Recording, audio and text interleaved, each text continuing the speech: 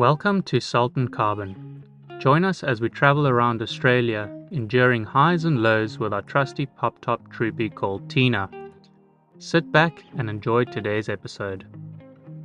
In this episode, we'll be exploring the area between Seabird and Cervantes. We'll stop over at Lancelin for an awesome natural phenomenon. We'll also go to Wedge Island and stop over at the Pinnacles Desert too.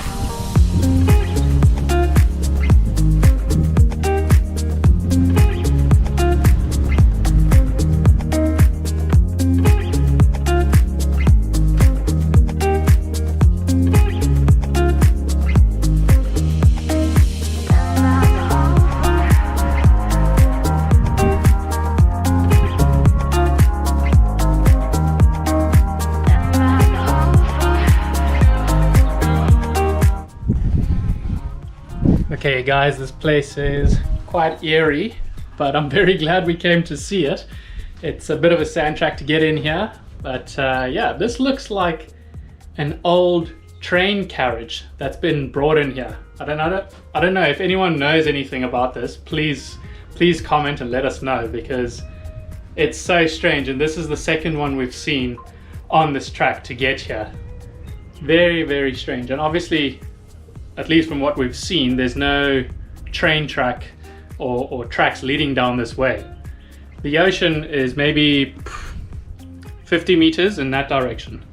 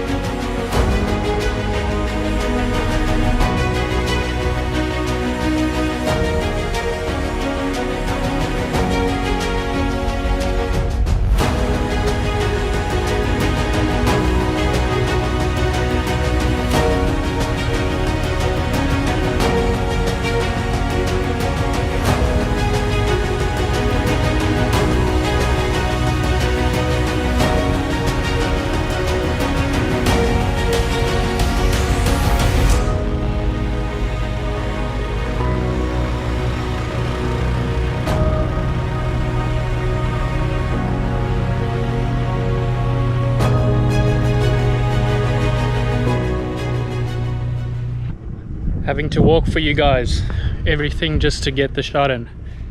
Thanks to GME for just allowing me to speak to Jen while we're on or communicate while she's driving and I'm walking behind her. Jen asked to drive the last little bit from the shacks to the tar road with the deflated tires, and she's just unlocking the hubs now. How does it feel to do everything for driving related? What's this manual labor that I've been put to? Yeah.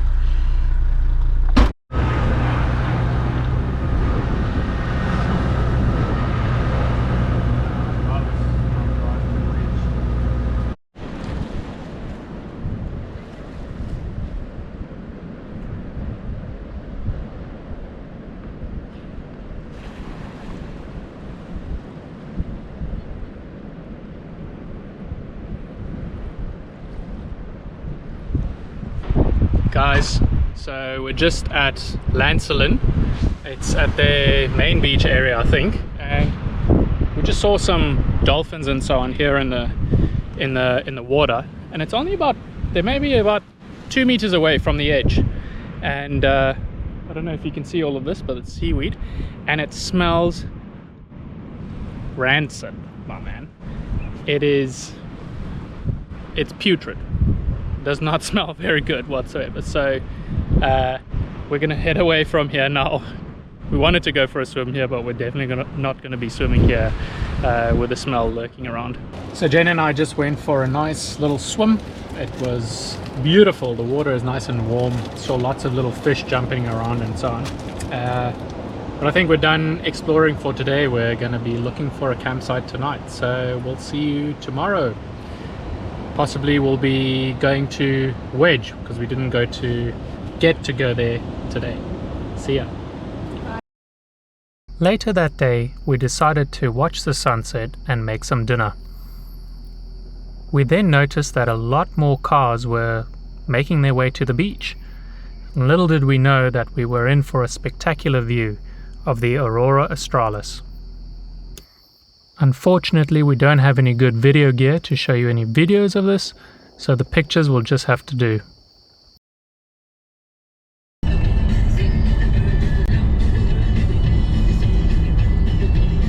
Jen and I finally made it to the town called Wedge. A couple of years ago I watched a documentary on this settlement. It's essentially just a bunch of shacks, a small community over here. But yeah, ever since I've seen it on the documentary, I've wanted to come here, so I'm very pleased to have made it here. And I specifically remember this shop. It's called the Pie Shop. Don't actually know what it's all about. I think it might be a tuck shop in there. My memory's fuzzy now, but yeah, happy to be here or see this area.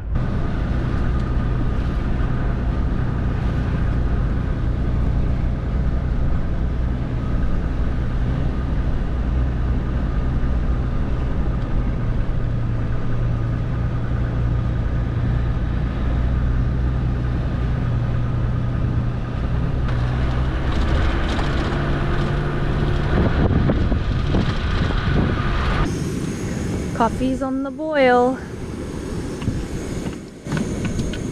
Looking forward to it.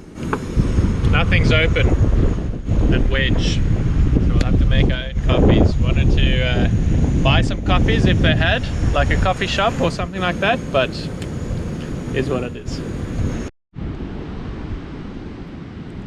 There's Wedge Island in the distance. It's just been a swarm of flies. Oh my gosh, they've attacked the car. Oh, look at them. What the heck? I can't actually cope. What's going on with this? They are everywhere. I've never seen anything like this in my life. Oh my gosh, our car is gonna be destroyed. They're gonna have all gotten in somehow. We've just been attacked by flies. Look at this.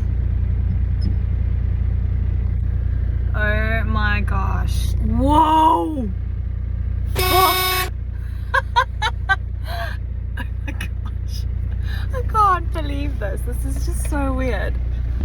So I had left my window open and the flies managed to all get in the car. So now we have to drive off with all the windows open to try and encourage them to get out.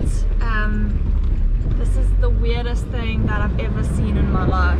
They just came out of nowhere, and there are probably like a million of them. No wonder there's no one else on this beach. Yeah, strangest thing. Oh my Never gosh. seen that before. We just wanted a peaceful morning coffee on the beach. Got denied. Thank you, Wedge. The flies had other ideas though.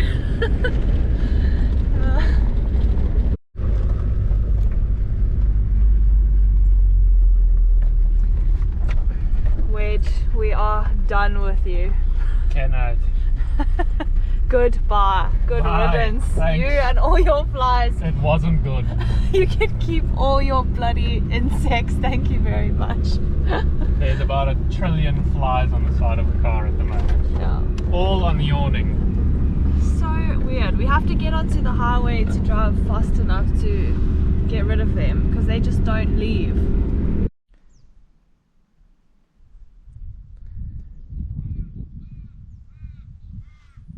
So after being attacked by all of the flies, Jen and I just decided to get out of there as quickly as possible. And believe it or not, there's still a ton of flies on the car, and we've driven 110 kilometers an hour all the way to the Pinnacles desert, which is quite beautiful. Very strange to see this desert-like substrate and then these hard pinnacles sticking out.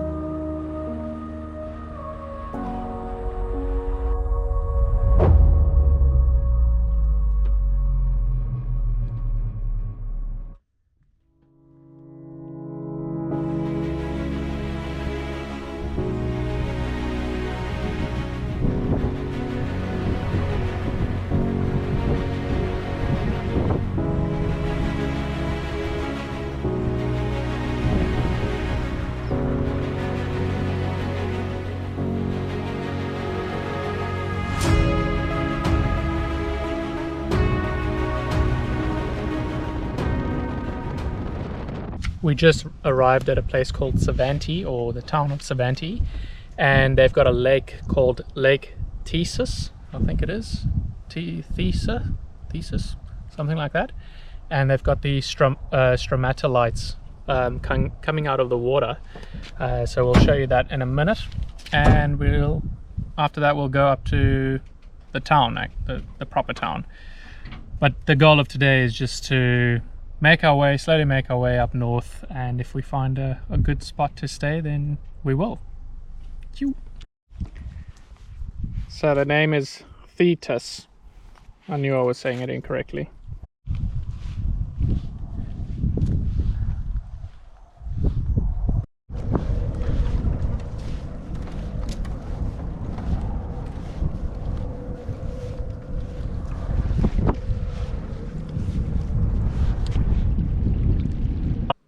So those domed shapes that you saw inside the lakes, or the lake, are made up of different types of cyanobacteria, and the oldest ones found here in Australia are in the Pilbara region, or at least fossils of them are 3.4 billion years old.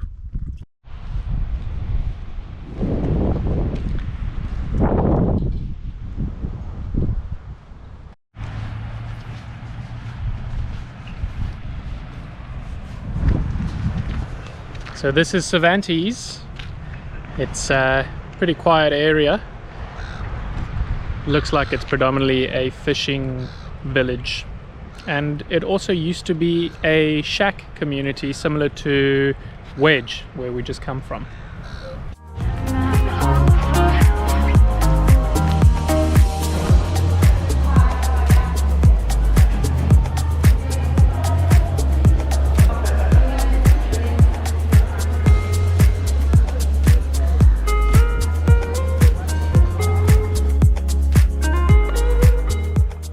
As always, Jen and I thank you for watching.